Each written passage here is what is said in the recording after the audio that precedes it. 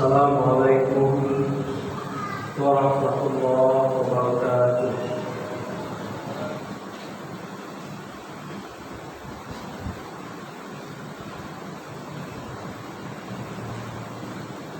Alhamdulillahilladzi anzala as-sakinata fi qulubil mu'minin yazdadu imanan ma'a imanihim. Allahumma salli ala Muhammad wa ala alihi wa ashabihi ajma'in. A'udzu billahi minasy syaithanir rajim. Bismillahirrahmanirrahim. Inna anzalnahu fi lailatul qadr. Wa ma adraka ma lailatul qadr. Lailatul qadri khairun min alfi syahr. Tanazzalul malaikatu war ruhu fiha bi'izni rabbihim min kulli amr. Salamun hiya hatta matla'il fajr. Al-Quran surat Al-Qadr ayat 1 sampai ayat 7. Muslimin dan muslimat sudah jamaah pengajian tarawih rahimakumullah. Pertama sekali marilah kita bersyukur kepada Allah Subhanahu wa taala atas segala limpahan rahmat-Nya kepada kita, sehingga kita tetap berkesempatan untuk memperbanyak kebaikan-kebaikan kita,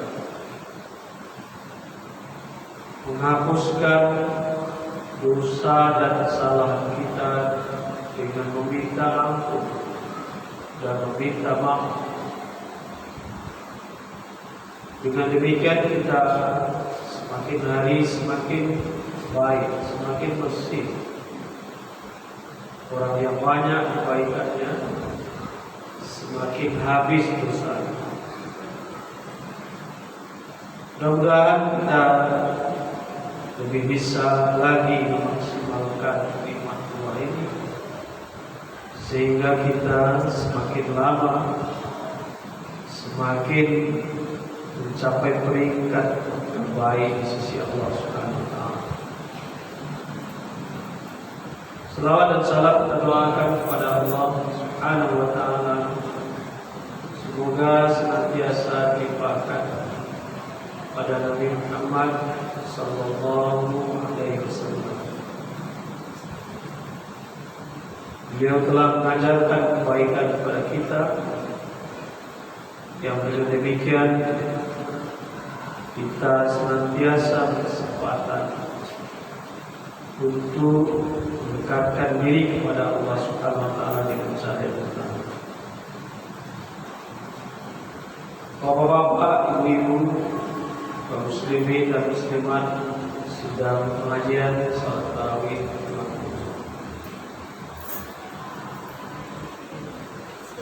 Malam ini kita sudah sampai ke malam ke-19.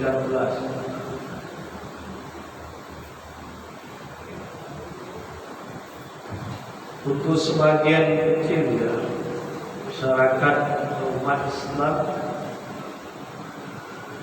masih memahami ini sebagai masa-masa peringatan nuzul Quran, khususnya bagi yang ingin mendapatkan pengajian dari ustaz tertentu kemudian diundur.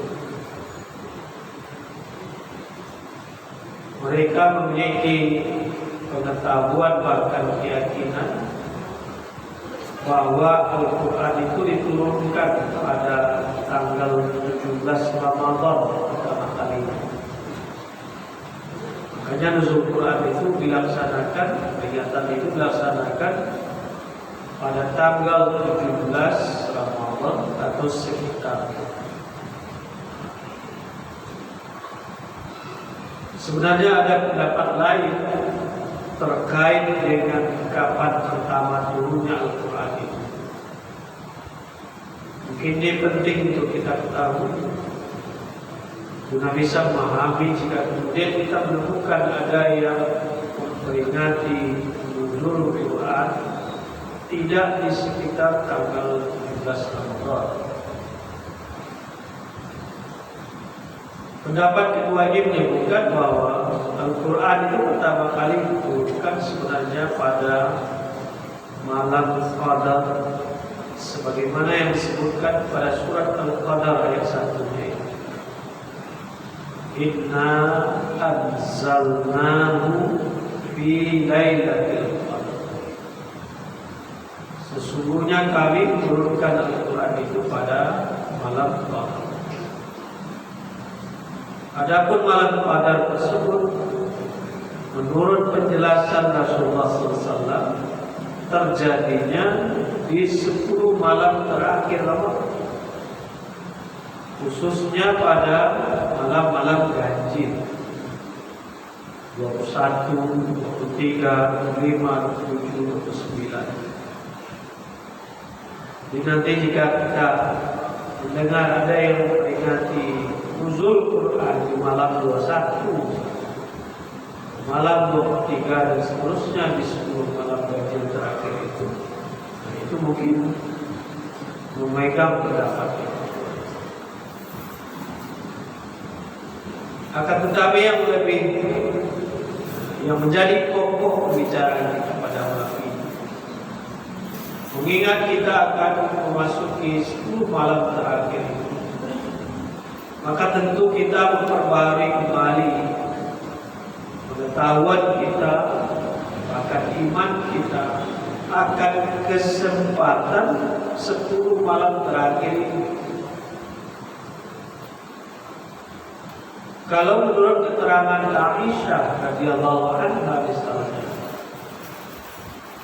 Rasulullah itu idza dakhala al-ashru, apabila datang 10 di situ maksudnya 10 malam terakhir, Rasulullah itu ahyan laila, berarti mulai dari besok atau hari Minggu 21. Ketika datang 10 malam terakhir itu, Rasulullah ahyan laila, dia bangun, dia menghidupkan malam itu, dia bangun di malam itu dengan beribadah. Wa aiqadha ahlahu, dia bangunkan, dia ajak keluarganya. Wa jadda wa shadda al-ibdan, dia lebih meningkatkan kesungguhannya dan upaya kerja kerasnya untuk mendekatkan diri kepada Allah Subhanahu wa taala dengan keselamatan. Atau dalam riwayat lain yang juga dari Aisyah itu menyebutkan Inna Nabiya sallallahu alaihi wasallam kana ya'takifu di masjid. Disebutkan di situ Rasulullah SAW beriktikaf, ya'takiful ashar al-awakhir fi Ramadan, dia beriktikaf 10 terakhir Ramadan, hatta tawaffahu Allah, sampai dia diwafatkan oleh Allah. Summa takafa azwajuhu min ba'di, setelah dia meninggal, kebiasaan itu dilanjutkan oleh istri-istrinya dan tentunya juga para sahabat. Jadi ini adalah kesempatan kita untuk lebih mendekatkan diri kepada Allah, lebih meningkat dari yang sebelum-sebelumnya, itu dengan penambahan kegiatan yang dikenal dengan iktikaf yang dilaksanakan pada 10 malam terakhir. Ada beberapa kata kunci sesungguhnya di dalam pelaksanaan i'tikaf itu. Kalau kita lihat pengertiannya, i'tikaf itu kan makna dasarnya adalah berdiam diri, menahan atau yang memenjarakan, mengurung diri itu maksudnya. Jadi i'tikaf itu adalah aktivitas berdiam di masjid. Jadi pelaksananya di masjid. Ada yang disebut masjid jami, ada masjid saja. Masjid jami itu kira-kira kalau dalam bahasa kita masjid, tempat yang ditandai dengan pelaksanaan ibadah salat Jumat. Ya masjid-masjid kita itu. Atau masjid yang bukan masjid jami itu ya musala-musala kita itu yang tidak ada salat Jumatnya. Baik yang salat di waktunya rutin misalnya atau yang bukan. Jadi pada malam-malam ke-10 terakhir itu aktivitas yang dianjurkan itu adalah berdiam di masjid. Jadi kita menetap di masjid itu khususnya pada malam hari akhir dari mungkin di antara sebagian kita sudah pernah mengikuti, sudah pernah melaksanakan itu. Tentunya di masjid atau musala tempat dekat dari tempat tinggal kita masing-masing, atau mungkin juga di tempat tertentu yang sudah direncanakan. Kemudian lamanya berdiam itu pada durasi tertentu. Durasi tertentunya ini tidak ditetapkan, mau semalaman setiap malam di 10 malam terakhir itu, mau malam-malam ganjil saja, mau sepanjang malam di satu malam, mau beberapa jam saja. Itu dikembalikan kepada kemampuan kita. Mungkin ada yang bisanya sepanjang malam, mungkin yang sebagian saja. Karena dia besok mesti beraktivitas dan tidak mungkin lancar aktivitasnya itu kalau dia tidak ada tidur di malam itu.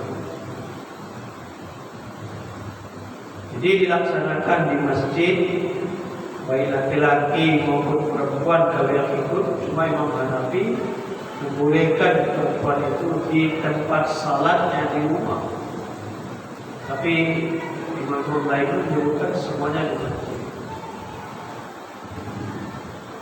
Kemudian kata kunci yang ketiga adalah yang dilakukan itu adalah amalan-amalan tertentu. Apa saja yang kita lakukan selama berdiam diri di masjid di durasi itu melakukan amalan tertentu itu misalnya salat sunnah, mungkin tahiyatul masjid atau salat malam.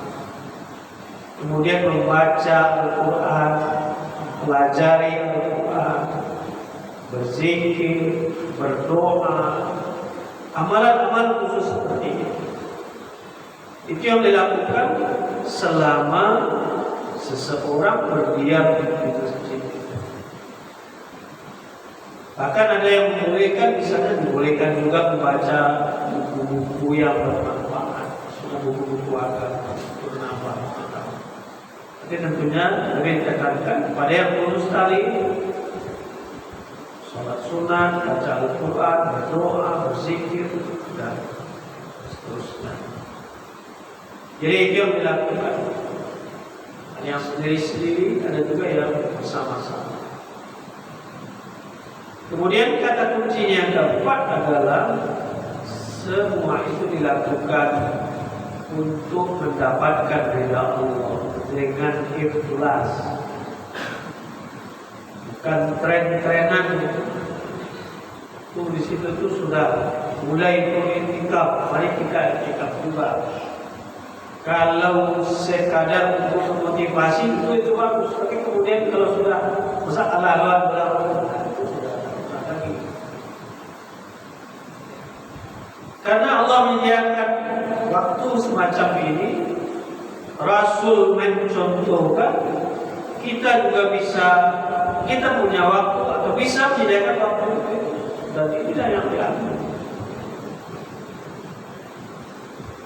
Kalau kita perhatikan yang dilakukan oleh Nabi Yakin, kita dapat al-ashru ahyan laila. Walaupun Nabi itu, sebagaimana yang disebutkan oleh Aisyah misalnya, Rasul itu kalau ibadahnya itu minta ampun balik secara wajib. Kata Aisyah itu, Rasulullah SAW itu idza shalla qama hatta taqattara rijlahu. Kalau Rasulullah itu kalau salat sunat di malam hari itu sampai kakinya ini ada bengkak-bengkaknya, karena dia berada pada posisi tertentu di waktu yang lama, khususnya berdiri. Sampai kemudian dengan heran dan sedikit agak protes itu Aisyah, ya Rasulullah, atasna uhada. Wahai Nabi, apa yang kau kerjakan ini? Berbahasa sekarang, apa-apaan ini ya Rasulullah? Kok segitu amat? Kok baik itu bana engkau beribadah? Faqad ghufira laka ma taqaddama min dzambika wa ma ta'akhkhar. Padahal engkau sudah dipastikan diampuni dosa, baik yang lalu maupun yang akan datang. Engkau kanlah orang yang paling suci, orang yang paling takwa, orang yang paling baik di antara kami. Kok boleh ikut bana ibadah? Nabi kemudian mengatakan, apalah aku Muhammad SAW, saya ingin sekali mensyukuri nikmat-nikmat Allah ini. Saya sempat, saya bisa, saya mau dikatakan oleh Allah sebagai hamba-Nya yang bersyukur. Kalau kita ambil ini sebagai pelajaran, perbandingan, ini akan membuat kita mestinya lebih terdorong untuk mengambil kesempatan ini. Nabi saja yang sudah bersih seperti itu, ghufira laka ma taqaddama min dzambika wa ma ta'akhkhar. Kalau ada kemungkinan dosa, itu tentunya yang tidak disengaja, yang lalu yang akan datang sudah jaminan bersih. Begini amalnya, apalagi orang yang tidak ada kepastian dengannya sama sekali seperti kita ini. Antah sia-sia. Jadi ini yang penting untuk kita perbarui pengetahuan kita dan keyakinan kita, bahwasanya kita setiap tahun setidaknya diberi kesempatan oleh Allah untuk mendapati malam itu, malam yang khairun min alfi syahr. Dan itu kita song-song dengan beriktikaf sesuai dengan kemampuan dan apa yang bisa kita upayakan. Ada sebuah ungkapan Bapak dan Ibu-ibu, mari kita simak ya, untuk bagian penutup ceramah kita pada malam ini. Ada hikmah menyebutkan begini, sebelum sempat menelusuri siapa yang bicara, tapi ini bukan hadis, yang penting untuk kita renungkan. Katanya begini, ma min yaumin yanshaqqu fajruhu illa wa yunadi.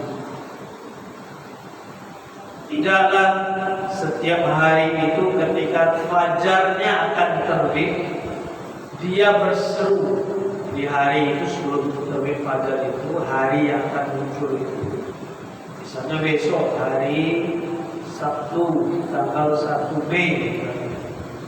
Jadi sebelum muncul itu, sebelum datang fajarnya itu, hari itu berteriak kepada kita manusia. Apa katanya? Ya anak Adam, wahai manusia, wahai anak cucu Adam, ana khalqun jadid, aku adalah makhluk baru, hari yang baru. Kalau Batam itu bukan aku, itu adalah hari Jumat tanggal 30 April. Sebelumnya juga bukan aku, itu adalah Jumat 29 April. Jadi aku ini sama sekali baru, bukan yang sebelum, juga bukan yang sesudah. Di sebelum terbit itu hari itu berteriak begitu pada manusia. Wa amalika syahidun. Dan apapun pekerjaan saya menyaksikan. Saya nanti akan beritahu kepada Allah apa yang kamu lakukan selama saya muncul itu. Jadi saya akan jadi saksi. Wa alaman syahid. Saya akan jadi saksi terhadap apapun yang kamu lakukan selama saya muncul itu. Kemudian di ujungnya itu disebut Faqtanim minni. Karena itu gunakanlah aku sebaik-baiknya. Fa inni la aqulu ila yaumil qiyamah. Sebab aku tidak akan datang lagi sampai hari kiamat. Jadi hari yang 30 April tadi itu sebelum munculnya begitu. Dan setelahnya Fa inni la aqulu ila yaumil qiyamah. Aku tidak akan muncul lagi. Jadi kira-kira Ramadan itu begitu. Setiap waktu itu kira-kira begitu. Apa yang disediakan sekarang itu tidak akan pernah muncul lagi. Kalaupun ada yang mirip itu yang lain. Karena itu mari kita manfaatkan kesempatan-kesempatan yang diberikan oleh Allah. Sebab semua nikmat yang diberikan kepada kita akan dimintakan pertanggungjawaban. Summa tus'alunna yaumain 'anil na'im.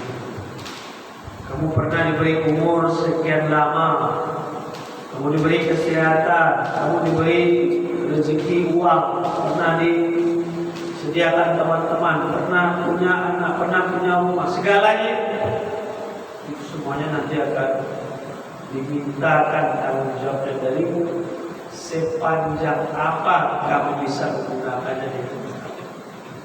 Inilah yang bisa kita sampaikan dalam kesempatan ini. Semoga bermanfaat bagi kita semua. Bagi saya menyampaikan, bagi bapak dan ibu, kaum muslimin dan muslimat yang mendengarkan.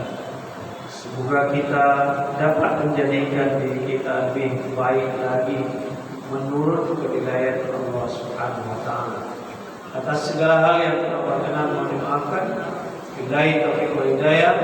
Assalamualaikum warahmatullahi wabarakatuh.